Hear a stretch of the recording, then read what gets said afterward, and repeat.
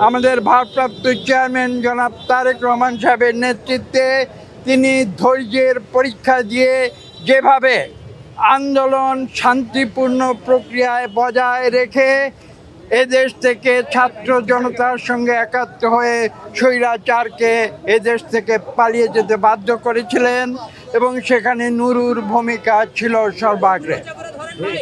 আজকে দুঃখের সঙ্গে বলতে হয় যে কেন তাকে এই পরিণতিতে আসতে হয়েছে। আপনারা বলতে পারেন যে কথা আমি বলেছি, আমরা শান্তিপূর্ণ রাজনীতিতে বিশ্বাস করি, আমরা গণতান্ত্রিক রাজনীতিতে বিশ্বাস করি, আমরা অশান্তির নীতিতে বিশ্বাস করি না। কাজেই সেই আন্দোলন আমরা করেছি।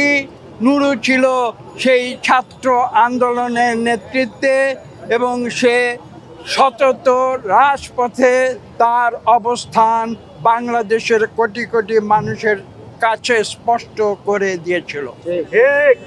সে গণতন্ত্রের কথা বলেছে। আপনারা দেখেছেন সে কিভাবে যুদ্ধ করে ডাকসুর সভাপতি নির্বাচিত হয়েছিল এবং তা প্রতিটি কার্যক্রম এই দেশের মানুষ জানে। তাকে এই নির্মম নির্যাতনের শিকার হতে হবে, এটা বাংলাদেশের কোনো মানুষ মেনে নিতে পারে না। গণ অধিকার নেতৃবৃন্দ নুরুল হক নূর এবং রাশেদ খানের নেতৃত্বে তারা তাদের অফিসের সামনে একটা প্রেস ব্রিফিং এর অপেক্ষা করছিল।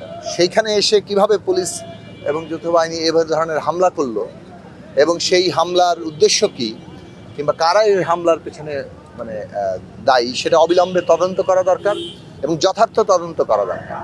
তদন্ত করে, কেননা আমরা একটা খুবই একটা জটিল রাজনৈতিক পরিস্থিতির মধ্যে আছি। আমাদের বিচার, সংস্কার, নির্বাচন, এই তিনটি কাজই একসাথে এগিয়ে নিয়ে যাওয়া অত্যন্ত জরুরি এবং সেই তিন কাজ এগিয়ে নিয়ে যাওয়ার প্রক্রিয়া চলছে।